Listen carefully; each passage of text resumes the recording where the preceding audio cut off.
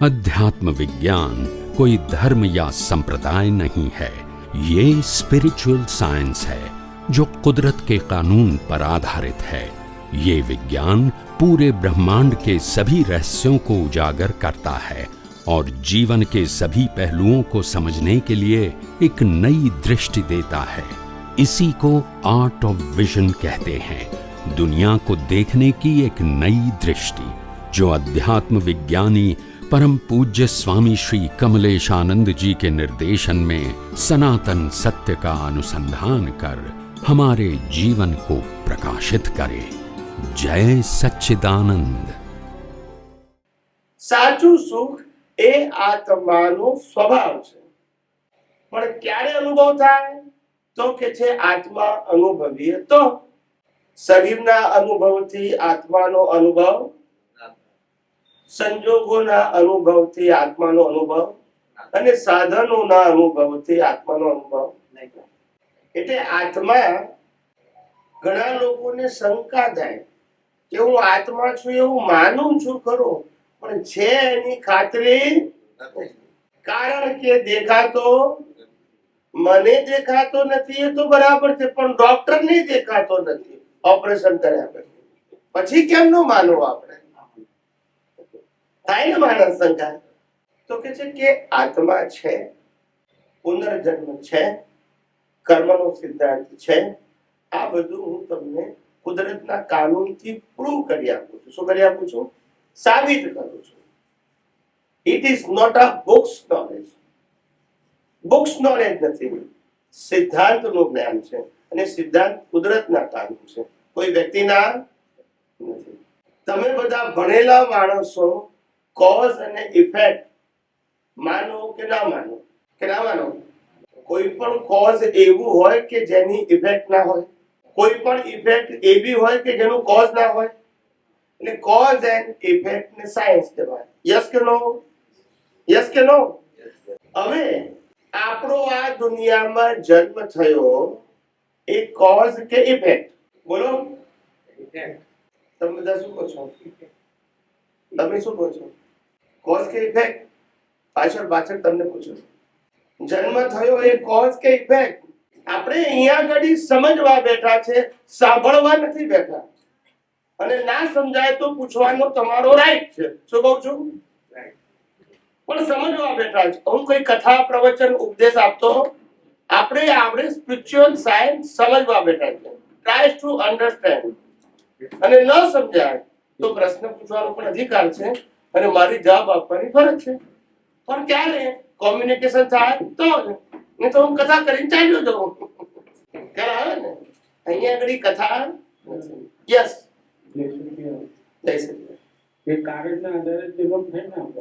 હા. એટલે જન્મ થયો એ કોઝ કે ઇફેક્ટ? જન્મ થયો એ કારણ કે કાર્ય? બસ આટલું જ જોઈએ છે મારે. મેં આટલું જ પૂછ્યું. હવે જન્મ થયો એ ઇફેક્ટ છે તો એની કોઝ હોવી? યસ કે નો? આપણે પેલા વાત થઈ ગઈ પ્રિન્સિપલની, કોઈ પણ ઇફેક્ટ કોઝ વગર. તો મને એમ કહો કે મને આજ મા બાપ મળ્યા, આજ ભાઈ બહેન મળ્યા, આજ ઘર મળ્યું, આજ ધર્મ મળ્યું, એ ઇફેક્ટ છે. એની પાછળ કોઝ હોવો જોઈએ કે નહીં? તો એ કોઝ ક્યારે કર્યો હતો? પૂર્વજન્મમાં કોઝ કર્યું તો એની આ શું આવી? હવે આટલી વાત તમે એક્સેપ્ટ કરી, ઇટ મીન રીઇન્કાર્નેશન પ્રૂવ થઈ ગયો. યસ કે નો? કર્મનો સિદ્ધાંત પ્રૂવ થઈ ગયો. બોલતા નથી. જેવા કર્મ એવું આત્મા સાબિત થયો. આત્મા સાબિત થયો. યસ કે નો? ના, તમારે આજે નહીં કરે નહીં, સમજીને બોલશો. પછી હું તમે યસ બોલશો તો પૂછીશ કઈ રીતે. હા, કોઈ આન્સર રેન્ડમ ના આપજો. ના સમજાય તો હું સમજાવવા તૈયાર છું. અહીંયા કોઈ મિકેનિકલ આન્સર ના આપશો, તમારી અન્ડરસ્ટેન્ડિંગ પ્રમાણે આપજો. અને નહીં કરેક્ટ હોય તો હું કરેક્ટ કરી આપીશ. આપણે અહીંયા સનાતન વાત સમજવા બેઠા છે, વ્યક્તિગત કોઈનો વ્યૂ પોઈન્ટ સમજવા નથી બેઠા. આત્મા છું એવું સાબિત થયું, કર્મનો સિદ્ધાંત અને પુનર્જન્મ સાબિત થયું. આત્મા શું સાબિત થયું? તો કે છે કે જે આત્માની હાજરીમાં કર્મ બાંધ્યા હોય એ જ આત્માની હાજરીમાં. યસ કે નો? સેમ સોલ કે ડિફરન્ટ સોલ?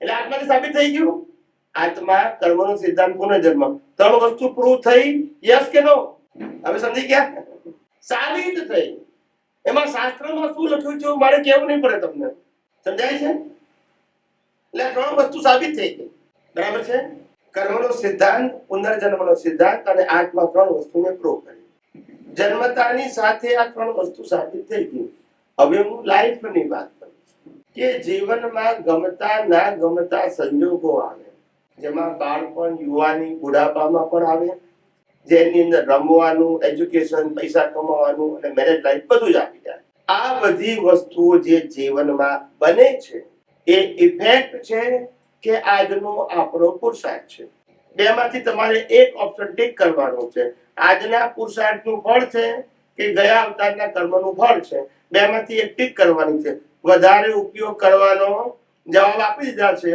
50% સાચો છે 50 ખોટો છે તમારે બેમાંથી એક ટીક જ કરવાની છે કર્મનું ફળ બોલો વિચાર કરો જન્મ પણ કર્મનું ફળ જીવન પણ અને મૃત્યુ થયું તારે આપણે નથી કરીએ જન્મ જીવન મૃત્યુ કર્મનું ફળ છે કરેક્ટ કરેક્ટ વિચાર કરો માટે આ જીવનમાં સ્વતંત્ર રીતે આપણે કશું કરી શકતા શ્વાસ પણ આપણી મરજીથી ચાલુ બંધ કરી શકતા our whole life is pre-decided as per the previous birth એટલે પહેલા સાચું સુખ શું છે એની વ્યાખ્યા આપી પછી 3 વસ્તુ બતાવી આત્મા કર્મનો સિદ્ધાંત અને પુનર્જન્મ પછી જન્મ જીવન અને મૃત્યુ શું છે એ પણ મેં તમને કીધું કરેક્ટ એમાં કોઈને કન્ફ્યુઝન આગળ જઈએ શરીરની વાત કરું ફિઝિકલ બોડી બરાબર આ ફિઝિકલ બોડી શું છે એનું સાયન્સ શું છે બધા જ મનુષ્યોની ઇન્ટરનલ સિસ્ટમ જેને ડિઝાઇન કહેવાય ડોક્ટરની ભાષામાં ફિઝિકલ ઇન્ટરનલ સિસ્ટમ કહીએ છીએ એ બધાની સરખી છે કે જુદી જુદી દુનિયાનો કોઈ પણ ડોક્ટર કોઈ પણ બોડીને રિપેર કરી શકે because of the same system why it is the same because of the manufacturer is same or different reply તો એક કોણ છે એક જ ડિઝાઇન કરવા વાળો મેન્યુફેક્ચરર કોણ છે કુદરત એટલે શરીરની જે ડિઝાઇન છે internal system air water food digesting blood circulation breathing everything is એ આખી સિસ્ટમ કુદરતે બનાવી એમાં આપણી ચોઈસ એટલે પહેલું ડિઝાઇન કુદરતે બનાવી first second physical body design નો મતલબ થાય it's a bag physical body નો મતલબ થાય કન્સ્ટ્રક્શન નાવ યુ અન્ડરસ્ટેન્ડ આ ફિઝિકલ બોડી જે બન્યું છે કન્સ્ટ્રક્ટ થયું છે પંચ મહાભૂતોથી યસ કે નો પૃથ્વી જળ વાયુ અગ્નિ આકાશ એ પણ કોના છે ડિઝાઇન કુદરતની ફિઝિકલ બોડી પણ કુદરતની હવે આ ફિઝિકલ બોડીને 80 to 100 years જીવતી રાખવાની 80 થી 100 વર્ષ જીવતી રાખવાની એ જીવતી રાખવા માટે બોડીને મિનિમમ શું જોઈએ હવા પાણી ખોરાક યસ કે નો એ પણ કોણ આપે બોલો ડિઝાઇન એ કુદરતની શરીર એ કુદરતનું હવા પાણી ખોરાક એ કુદરતના હવે આ બોડીએ હવા પાણી ખોરાક લીધા એને ડાયજેસ્ટ કરીને બ્લડમાં રૂપાંતરિત કરવું અને બોડીના બધા પાર્ટ્સને એ બ્લડ સપ્લાય કરવું એ કોણ કરે બોલો તો પછી આપણે શું કરીએ છીએ બોલતા નથી બધા વિચાર કરો આ બોડીનો કયો ભાગ આપણે છે કે આપણા કંટ્રોલમાં છે એ બતાવો આ બોડીનો કયો ભાગ આપણો છે કે આપણા કંટ્રોલ એટલું બતાવો મને સિમ્પલ ક્વેશ્ચન બોલો બોલીએ છે આપણા કંટ્રોલમાં છે ને હે આ બોલીએ છે આપણા કંટ્રોલમાં છે હા એ કે છે બોલીએ છે આપણા કંટ્રોલમાં છે અને ક્યારેક બોબડી બંધ થઈ જાય એ આપણા કંટ્રોલમાં છે જો બોલતા નથી મારે બોલવું છે પણ બોલાતું નથી આ બધાના અનુભવ છે અને કેટલીક વાર તો શું કે છે આપણાથી તો બોલાય જ નહીં અને કંટ્રોલમાંથી તો બોલો ને બોલતા નથી આપણા કંટ્રોલમાંથી તો બોલો ને thought speech and action is depend on circumstances and circumstances are created by the law of nature as per the previous verse. બધું ડિસાઇડેડ. ક્યારે શું વિચારવું, શું બોલવું, શું કરવું, સંજોગાધીને. અને સંજોગ કોણે ઉભા કર્યા? કુદરતે. કેમ? ગયા અવતારના કર્મના જેમ જન્મ્યા એ સંજોગ કોણે ઉભો કર્યો? કુદરતે. મરવાનો સંજોગ કોણે ઉભો કર્યો? આપણે ઉભો કર્યો? કુદરતે કર્યો. એમ જીવનના કર્મના ભોગવટાના સંજોગ પણ કોણે ઉભા કર્યા? આ રામને વનવાસ જવાનું કોણ નક્કી કર્યું? રામે કર્યું. સંજોગોએ કર્યું. રામની સીતા કેમ ઉપાડી ગયા? સીતાએ નક્કી કર્યું? સંજોગોએ. યુદ્ધ કરવાનું રામે નક્કી કર્યું? ના, સંજોગોએ. એમને તો સમાધાન કરવા પ્રયત્ન કર્યો. વિચાર કરો. Our whole life is pre-decided. It's a pre-program before you born in this universe. And the body is only playing as per the program.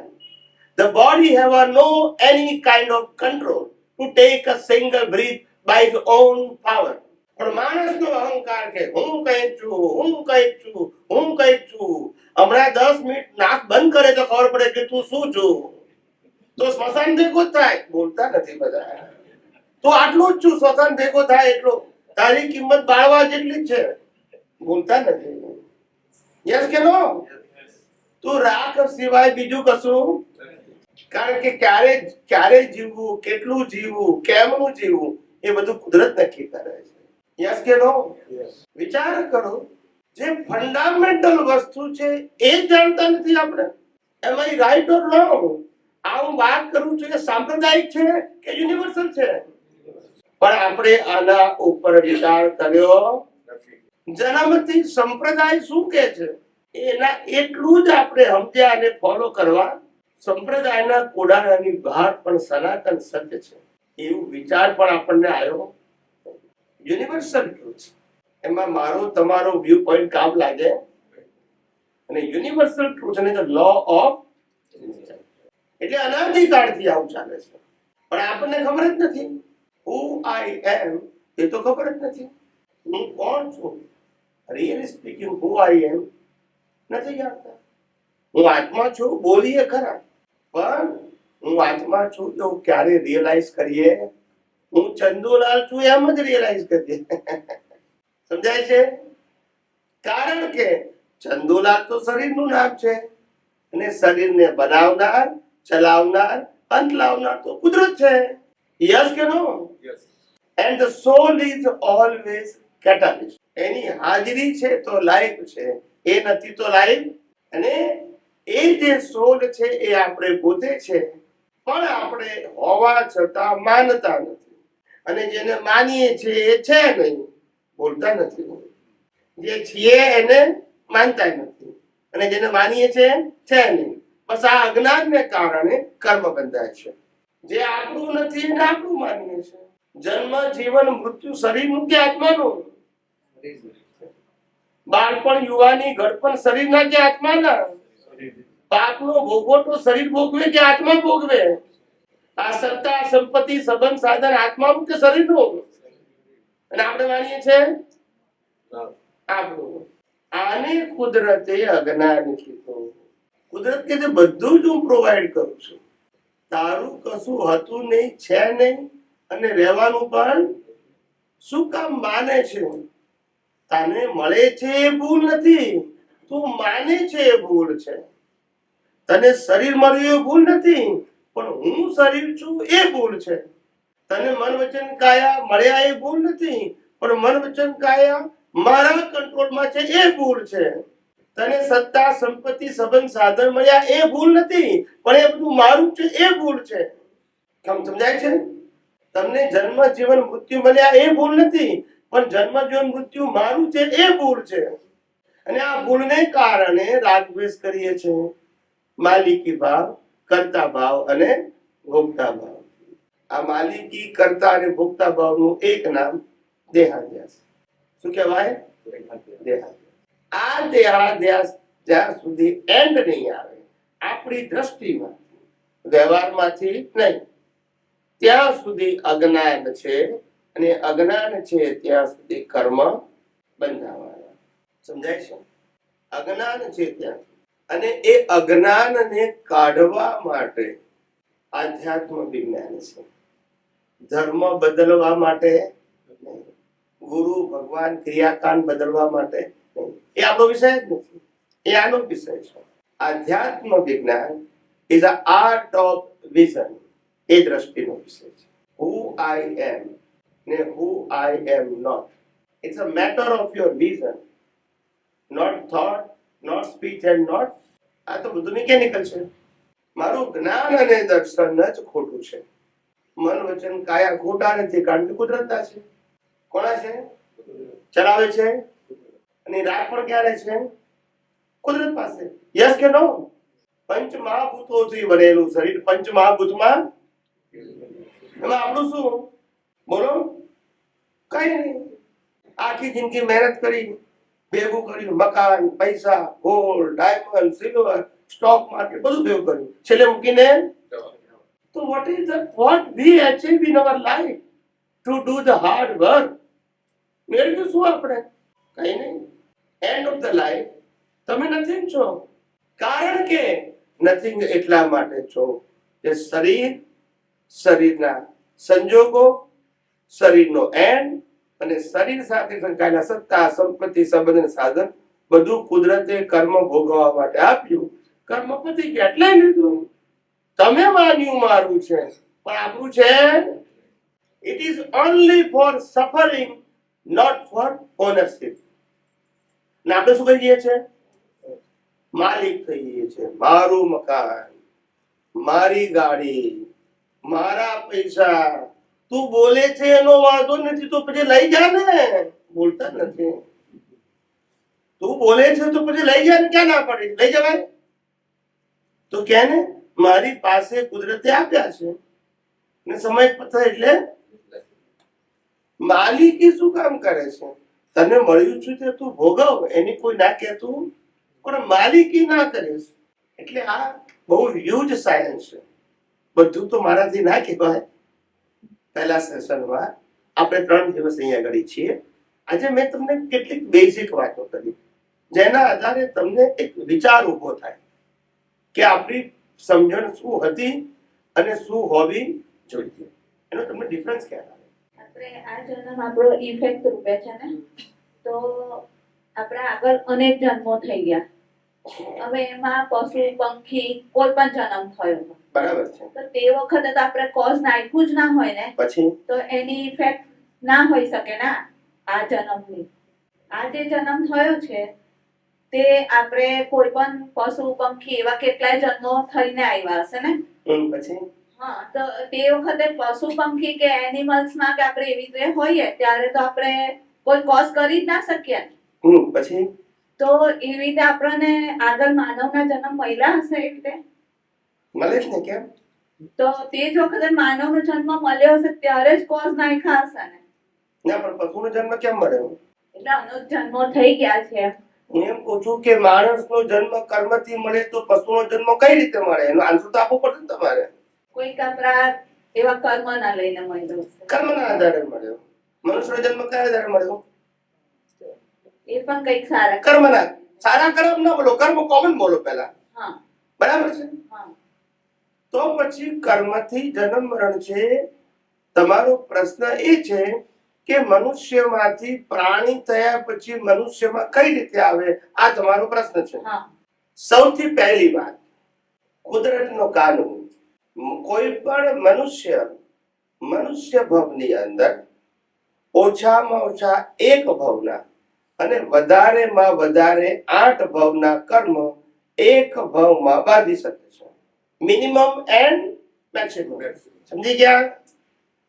એક ભવનું કર્મ બાંધે તો નેક્સ્ટ બર્થ મનુષ્યનો હોય. 2 ભવના બાંધે તો 1 ભવ મનુષ્ય સિવાયનો હોય, બીજો મનુષ્ય. 5 ભવના બાંધે તો 4 ભવ મનુષ્ય સિવાય હોય, 5મો. પણ 5 ભવના કર્મો ક્યાં બાંધ્યા છે? એટલે ત્યાંથી કેમ પાછું આવે? પ્રશ્ન ઉભો થવો જોઈએ. બોલતા નથી. હા કે ના? મને પૂછો તો ખબર પડે ને કે તમારો પ્રશ્ન શું છે. આ બધા કુદરતના કાનૂન છે. કોના કાનૂન છે? અહીંથી નરગતિમાં જાય ત્યાંથી પાછો આવે, ત્યાંય કર્મ નથી બંધાતા. દેવલોકમાં જાય, જ્યાંથી પાછા હોય ત્યાં કર્મથી જતા, પણ કર્મ ક્યાં બાંધ્યા? મનુષ્યમાં. અહીંથી દેવલોક ના બાંધ્યા અને દેવલોકમાંથી મનુષ્યમાં પાછા આવવાના પણ બે ભવના કર્મ અહીંયા બાંધ્યા. સમજી ગયા? મનુષ્ય ભવમાં જ કર્મ બાંધવાની સ્વતંત્રતા કુદરતે આપેલી છે.